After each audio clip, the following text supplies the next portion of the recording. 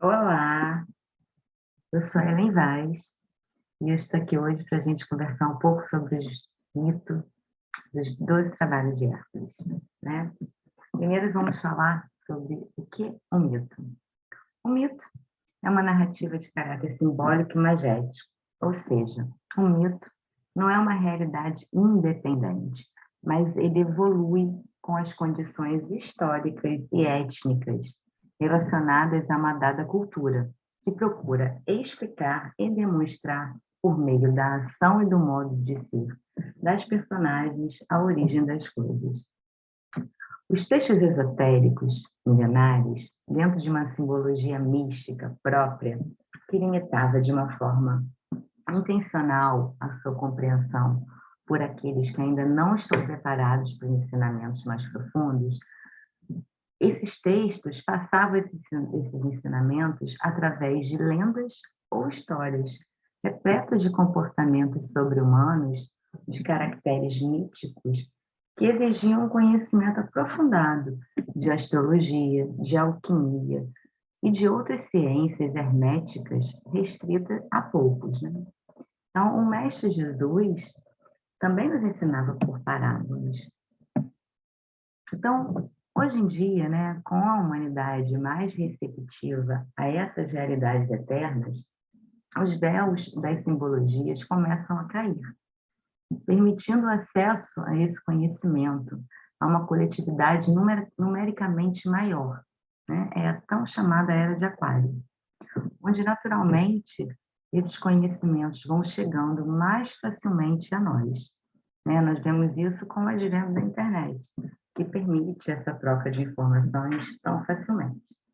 Então, a proposta desse canal é exatamente trazermos esses mitos, essas lendas, né, essas parábolas, esses estudos, né,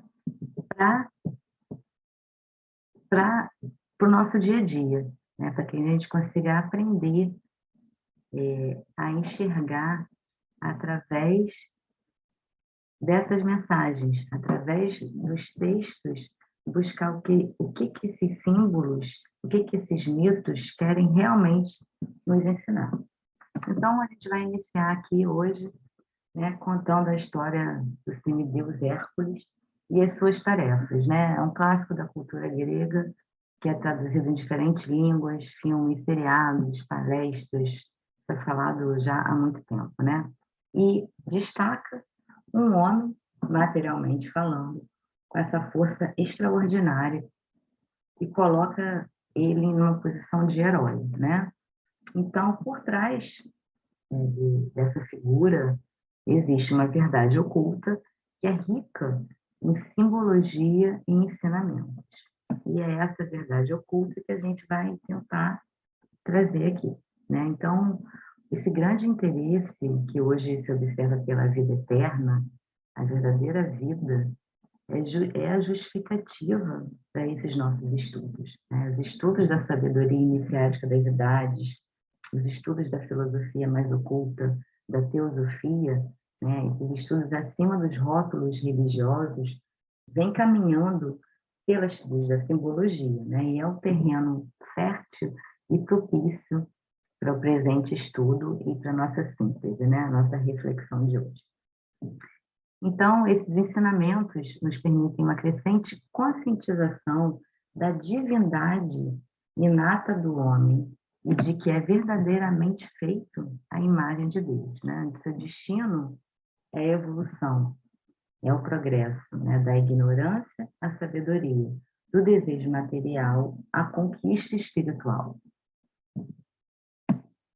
Então, essa senda, ela é árdua e longa, porém a alegria de cada conquista é o combustível da sua motivação, né? É o estímulo para que a gente continue vivendo, né? E a história de Hércules é a síntese simbólica da luta dessa alma que quer se libertar desse mundo material, né? É o resumo de uma jornada heróica de um aspirante ao caminho dos iniciados.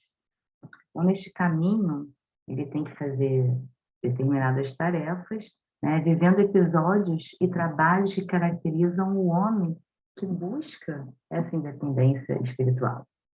Então, Hércules representa o Filho de Deus encarnado, né? Mas ele é ainda imperfeito, que definitivamente toma em suas mãos essa natureza inferior e voluntariamente se submete a essa disciplina que fará emergir o divino que ele carrega dentro dele, né? É a partir desse homem que vai falhando, mas que é sério e inteligentemente comprometido com o seu trabalho, né, que ele vai evoluindo. A descrição das suas tarefas, essa história dramática dos seus fracassos e das suas conquistas, demonstra a mesma luta que nós enfrentamos nos dias de hoje na nossa própria evolução. Então, a gente tem que pensar sempre que tudo que a gente vive já foi vivido, né, e que a gente tem como se superar, né? Esses acontecimentos, esses episódios retratam em qualquer época, né, essa natureza do treinamento e das realizações que caracterizam esse caminho de qualquer homem, né, que busca e se aproxima dessa libertação. Então, Hércules era o nome da sua alma, a expressão da sua origem paterna divina, que é o espírito, né? Heracles é a expressão do homem material, da sua origem materna humana, a matéria, né? Daí a simbologia de um semideus. Essa dualidade é representada também, né, pela notícia de seu irmão gêmeo, que foi assassinado por ele ainda na infância, né? E esse fato simboliza o quê? A união do corpo e da alma em uma só unidade. Então, o relato também das mortes de duas serpentes, né? Hércules teria matado duas serpentes quando ele ainda era criança, então representa também o estrangulamento da serpente da matéria e da ilusão, demonstrando que ele estava pronto para a tarefa que ele ia desempenhar. Na simbologia mística, são descritas sempre três serpentes. Uma simboliza a matéria, a outra a ilusão e a terceira a sabedoria.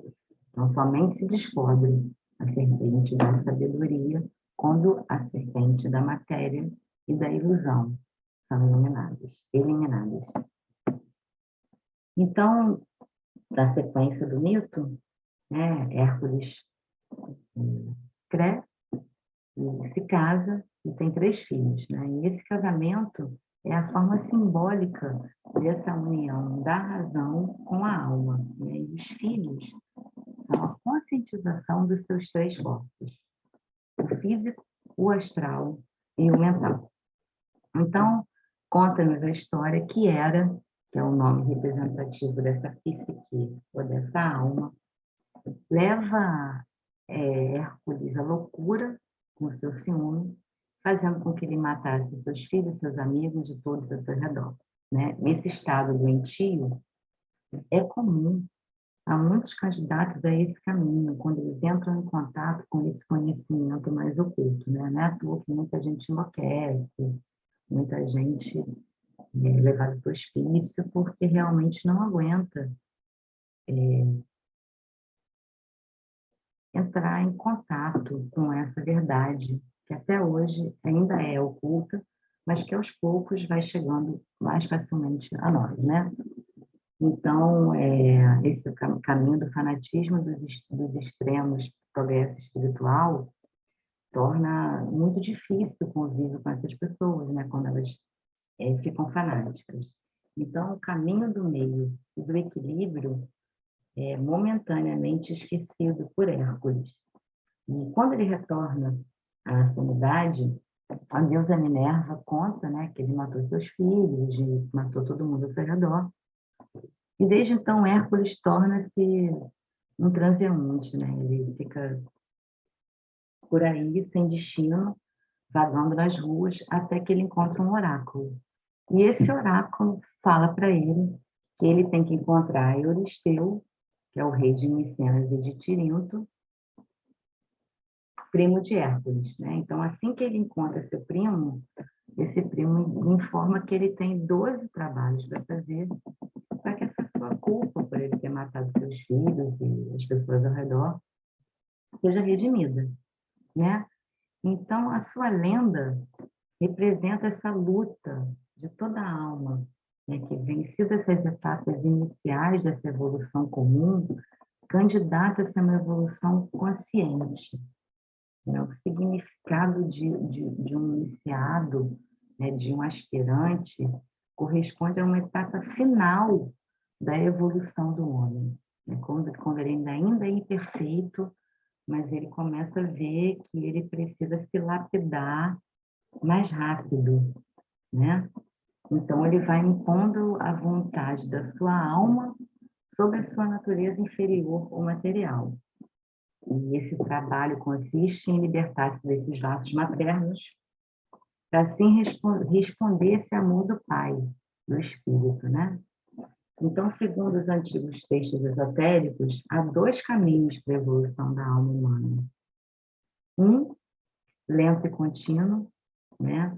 Levado avante sob o efeito das leis da natureza, ciclo após ciclo, até que gradualmente o lado divino começa a se expressar no homem. E o segundo é o resultado de sistemática aplicação e disciplina por parte do aspirante, que permite desabrochar mais rápido do poder dessa vida da alma, né? É o que a gente está buscando aqui, se lapidar um pouco mais rápido, né? Porque a gente chega uma hora na vida do ser humano e começa a buscar o sentido, né, da vida e do que a gente está fazendo aqui. Então, na sua história, Hércules percorre esses 12 signos do zodíaco. Esses elementos fazem parte dessa estrutura simbólica de um todo. Então, cada signo sujeita o homem que nele está trabalhando às influências de certas forças que o distinguem e abastece com certas tendências. Então, relacionadas com cada signo do zodíaco, serão encontradas 3 outras constelações que simbolicamente encarnam o problema de um candidato e lhe indicam a solução. Então, essas constelações simbolizam os aspectos tríplices do espírito. Nos relatos sobre a vida de Hércules e seu caminho pelos signos, encontramos preciosas informações que definem suas características específicas, influências espirituais e os dons que essas constelações permitem adquirir. Então, todo homem dominado pela vida material se caracteriza pelo medo, pelo individualismo, pela competição, pela cobiça, né?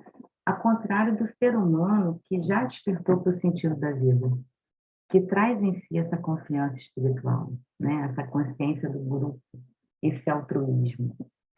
Obviamente que na sua marcha evolutiva é necessário que o homem conquiste, tenha conquistas pessoais, né? Para que ele possa se candidatar a essa grande iniciação que a história de Hércules se refere, né? Então, esse homem deve adquirir o entendimento de que a toda expressão material do universo é simbólica e transitória, inclusive seu próprio corpo. Todas as coisas externas e tangíveis são símbolos de forças criativas internas, e é esta ideia que serve de fundamento a toda a simbologia. Um símbolo é a forma externa e visível de uma realidade espiritual. A realidade de Deus é indiscutível. A verdade absoluta na consciência, dessa consciência é indiscutível, né? Então, nós somos os filhos de Deus, né? Criados à sua imagem. Então, com essas conquistas plenamente definidas e integradas no seu coração, o homem deixa de identificar-se com essa matéria e passa a se identificar com o espírito.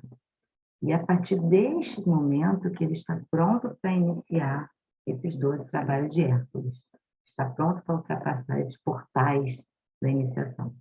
Então, ao estudar esses trabalhos, nós acompanharemos a carreira no percurso da passagem ao redor do zodíaco, né? Vamos falar de Áries, vamos falar de Touro, de Gêmeos, vamos falar de todos os signos do zodíaco